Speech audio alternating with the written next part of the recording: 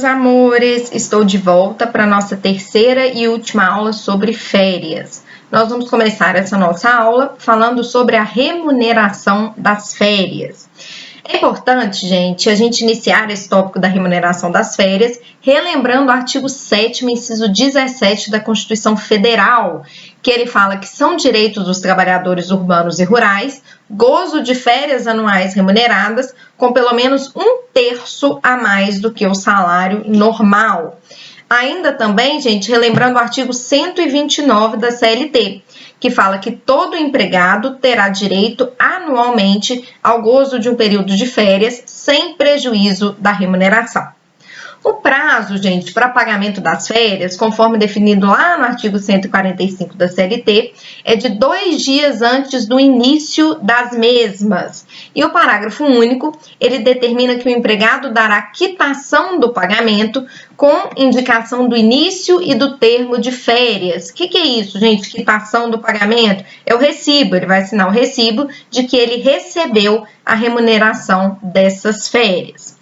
Porém, gente, qual será a remuneração considerada para fim de férias? Ou seja, qual será a remuneração que o empregado faz jus ali durante o período de férias?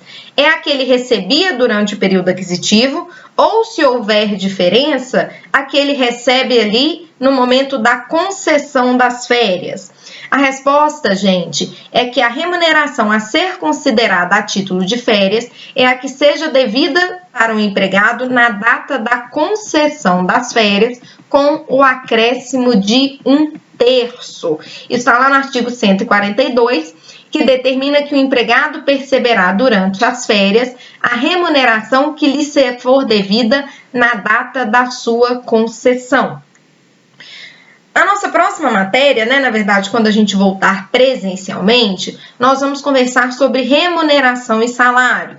E aí, gente, nós vamos aprender que nem todo empregado tem salário fixo, porque alguns empregados eles recebem por comissão, enquanto outros empregados vão receber parcelas variáveis de acordo com a produção. Gente, ante essas possibilidades, tá? A CLT, ela prevê nos parágrafos do artigo 142 os critérios de cálculo de acordo com a forma de pagamento do salário, tá? Lá no 142, parágrafo 1º, por exemplo, ele me fala que quando o salário for pago por hora, com jornadas variáveis, apurar-se-á a média do período aquisitivo, aplicando-se o valor do salário na data da concessão das férias. Aqui a gente tem que tomar um cuidado para não confundir. O parágrafo 1º, gente, ele se refere a um salário por unidade de tempo, ou um salário por tempo. Ou seja, aqui o cálculo da remuneração das férias vai ser feito da seguinte forma: eu devo apurar a média das horas trabalhadas durante o período aquisitivo e multiplicar essa quantidade de horas pelo valor do salário hora na data da concessão. Então, gente, o valor base das férias aqui, ele é influenciado pela média mensal das horas trabalhadas lá no período aquisitivo, mas pelo valor do salário hora na data da concessão das férias. Então, eu verifico durante 30 dias qual é a média de trabalho que esse empregado tem no período aquisitivo, mas pago essa média calculada sobre o salário hora da data da concessão de férias. Depois que eu encontro o valor básico dessas férias, eu aplico o terço constitucional. Então, desse modo, gente, o que a CLT chama de remuneração de férias vai ser o valor base, mais o terço constitucional. O artigo 142, parágrafo 2º, ele vai tratar dos casos em que o empregado recebe salário por tarefa. Ele fala, quando o salário for pago por tarefa, tomar-se-á por base a média da produção no período aquisitivo do direito a férias, aplicando-se o valor da remuneração da tarefa na data da concessão das férias. Gente, o raciocínio aqui é o mesmo do item anterior, tá? Só que aqui a média vai ser a da produção, porque é um empregado que trabalha e que ganha por produção, ao invés das horas trabalhadas. Aqui, então, o valor básico das férias, ele é influenciado pela média mensal da produção no período aquisitivo e pelo valor do salário por tarefa na data da concessão das férias. Esse entendimento, ele segue também a súmula 149, tá? Que fala que a remuneração das férias do tarefeiro deve ser calculada com base na média da produção do período aquisitivo, aplicando-se-lhe a tarifa da data da concessão. Continuando o 142, ele passa para o parágrafo 3º. O parágrafo 3º da CLT, ele trata especificamente dos comissionistas e determina que quando o salário for pago por percentagem, comissão ou viagem, apurar-se-á a média percebida pelo empregado nos 12 meses que precederem a concessão das férias. Gente, muito cuidado aqui, porque esse parágrafo é índice de pegadinha, porque ao contrário dos parágrafos anteriores, em que o valor do salário nas férias era calculado com base na média, né, do salário percebido durante o período aquisitivo, aqui a média vai ser calculada nos 12 meses que precederem a concessão das férias, tá? Então, prestem muita atenção nisso para vocês não confundirem, tá? Além disso, gente, em relação às férias, nós vamos ver lá na remuneração o salário in natura. O salário in natura aqui também influencia no valor devido a título de férias do empregado, porque é parcela de natureza salarial. Então, essas parcelas in natura, o salário utilidade, ele deve ser anotado na CTPS do seu empregado e o seu valor será incluído no cálculo do terço constitucional, beleza? Continuando aqui no nosso slide, na remuneração de férias, como eu já determinei, como eu já comentei com vocês, se for desrespeitado esse prazo legal para pagamento das férias, que é até 2 dias antes do seu início, a consequência vai ser a mesma de quando as férias são concedidas após o período concessivo, ou seja, o empregador está sujeito a pagá-las em dobro. Isso está lá na súmula 450, ok? Gente, além disso, quando a gente fala de remuneração de férias, nós também falamos do abono pecuniário. O abono pecuniário de férias é a famosa venda de férias, não é isso? Vocês já devem ter ouvido falar dessa expressão. Então, o abono pecuniário de férias, também conhecido como venda de férias, como conversão pecuniária das férias, que está tratado lá no artigo 143 da CLT, é a conversão de parte das férias em dinheiro. Gente, o artigo 143, ele faculta ao empregado, então isso é um direito do empregado, converter 1/3, então não é até 1/3, não é no mínimo 1/3, no máximo 1/3, é converter 1/3 do período de férias a que ele tem direito em abono pecuniário, ou seja, no valor da remuneração que seria devida ali nos dias correspondentes. Gente, como nós sabemos, o período de férias, ele representa um período de descanso, de repouso do trabalhador, não é isso? Por isso, não é possível que ele faça essa conversão de todas as suas férias em dinheiro. Apenas 1/3 das férias é permitido, é admissível, tá? Quando a gente fala de conversão de férias, é importante, é essencial que o empregado manifeste essa intenção. A CLT ela estabelece que tal direito deve ser requerido com antecedência mínima de 15 dias antes do término do período aquisitivo. Então, gente, para que o empregado, queira transformar 1/3 das suas férias em dinheiro, ele tem que se manifestar em até 15 dias antes do fim do período aquisitivo e não do concessivo, tá? E em se tratando de férias coletivas, o artigo 143, parágrafo 2º, determina que a viabilidade dessa conversão só é possível se estiver prevista em acordo coletivo de trabalho. Gente, a natureza tá, do abono pecuniário é uma natureza indenizatória, tá? Essa conversão pecuniária das férias, o abono pecuniário, ele não possui natureza salarial, por isso ele não é levado em consideração para o cálculo, para o cômputo das demais verbas, tá?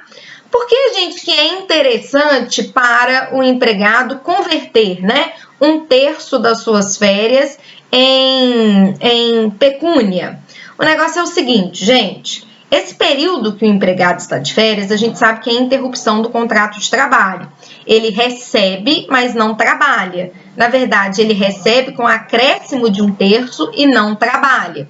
Se ele decide, gente, vender 1/3 dessas suas férias, se ele decide converter 1/3 dessas suas férias em abono pecuniário, esses 10 dias é como se ele recebesse em dobro, porque além dele já ter recebido o período para não fazer nada com acréscimo de 1/3, ele vai receber esses 10 dias de efetivo trabalho. Então, é como se ele recebesse em dobro, tá? Por isso que é financeiramente viável e por isso que muitas pessoas gostam de vender as suas férias. Para a gente finalizar, vamos conversar um pouquinho sobre a extinção das férias e os efeitos no contrato de trabalho dessa extinção das férias. Gente, quando nós falamos de férias, geralmente são usadas as seguintes nomenclaturas: férias simples, férias vencidas e férias proporcionais. O que significa cada uma dessas nomenclaturas? Primeiro, em relação às férias simples. Com a extinção do contrato de trabalho, gente, as férias simples, que é aquele período aquisitivo que já foi concluído, mas que ainda não foi gozado, mas que está dentro do período concessivo, elas não vão poder ser gozadas pelo empregado. Então, a gente fala que essas férias serão indenizadas, tá? Voltando mais uma vez aquele exemplo nosso, tá? Voltem lá o slide daquele nosso empregado que foi contratado dia 23 de agosto de 2012, tá? Gente, ele tem o período concessivo dele, o primeiro período concessivo, de 23 de agosto de 2013 a 22 de agosto de 2014.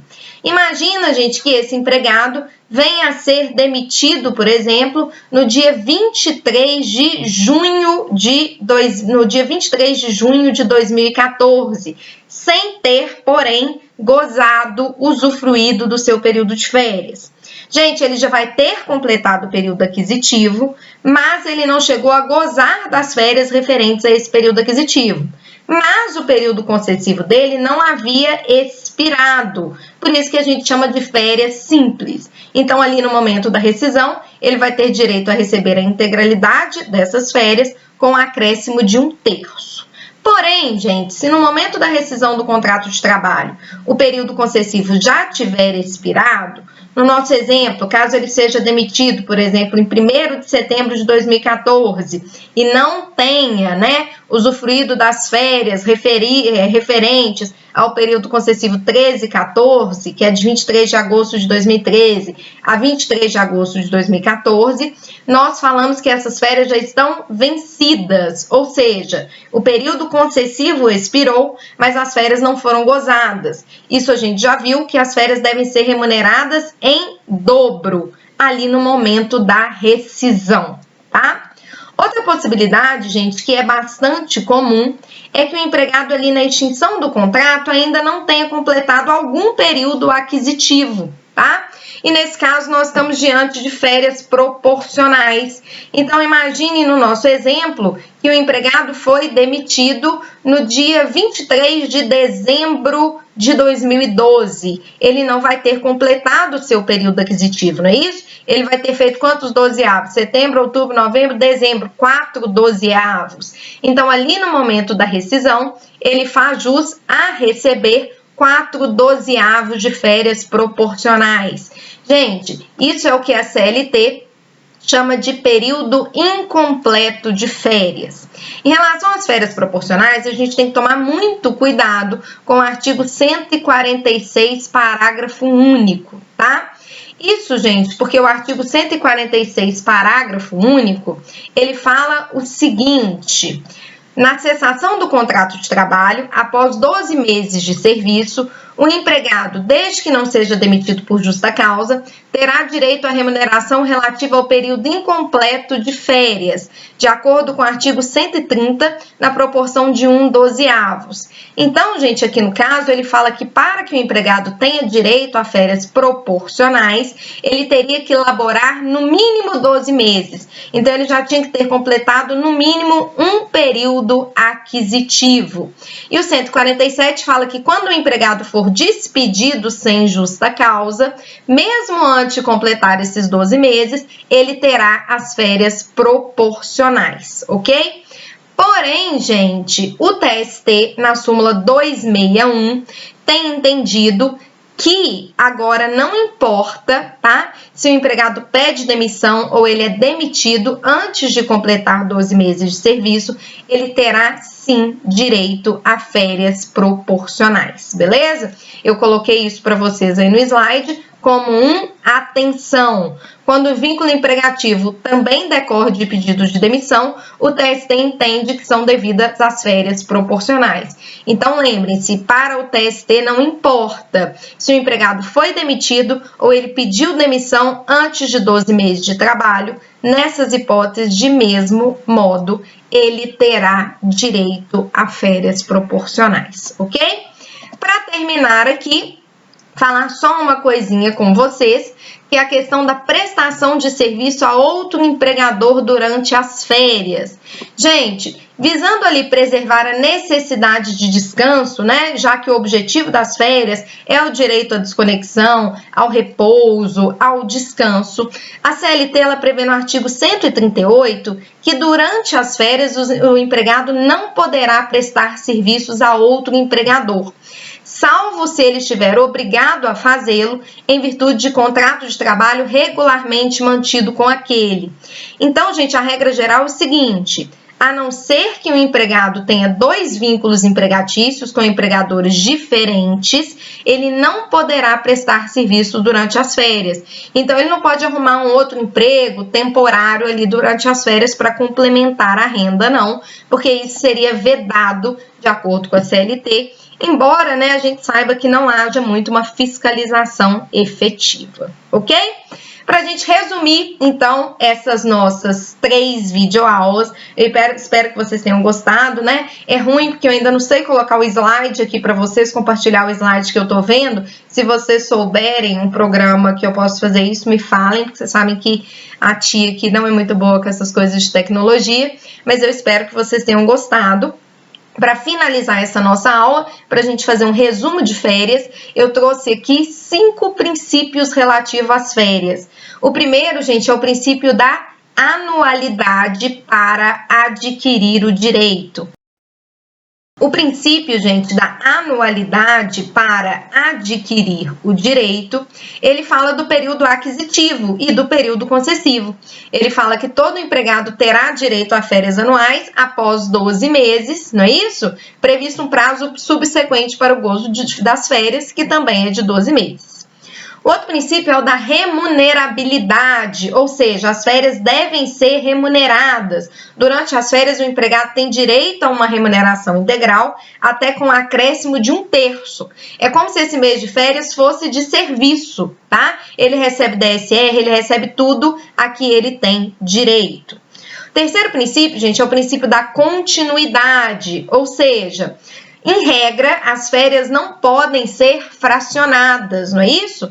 A não ser a pedido do empregado, com a concordância do empregado, em até 3 períodos, lembram disso? Sendo que um dos períodos não poderá ser inferior a 14 dias e os outros 2 períodos não poderão ser inferiores a 5 dias, ok? Lembrando que é vedado o início das férias em período que antecede até 2 dias antes de feriado ou descanso semanal remunerado. O quarto princípio, gente, é o da irrenunciabilidade, ou seja, a regra é que o empregado não pode dispor das suas férias, ele não pode vender todas as suas férias, mas apenas parte dessa, que é aquele 1/3, é o abono pecuniário, né? E por último, a proporcionalidade. O princípio da proporcionalidade relacionado com férias significa o seguinte: A redução na duração das férias em função das ausências injustificadas ou das licenças por motivo de pessoal do empregado no período aquisitivo é possível desde que seguindo aquela proporção da tabelinha que eu ensinei para vocês e que o pagamento devido ao empregado, não é isso que a gente fala das férias indenizadas, das férias proporcionais, seja simples, né, seja proporcionais, ela tem que ser proporcional aos meses que ele trabalhou no período aquisitivo.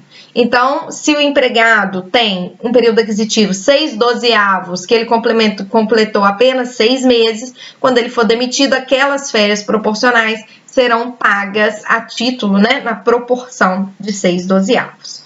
Gente, eu espero realmente que vocês tenham gostado da aula. Qualquer dúvida, tá? Eu estou disponível lá no SGA. Eu já coloquei um estudo dirigido para vocês, né? Que trata um pouquinho de férias, trata um pouquinho, né, da matéria de jornada de trabalho que a gente viu. E esse estudo dirigido, gente, está lá no SGA, já com data marcada de entrega, tá? Ele está marcado para vocês entregarem na próxima terça-feira, no dia 24. Então, lembrem-se disso, dia 24 até a meia-noite. Tudo de bom para vocês. Cuidem-se, evitem aglomerações, ninguém aí pegando coronavírus, tá bom? Até mais, queridos!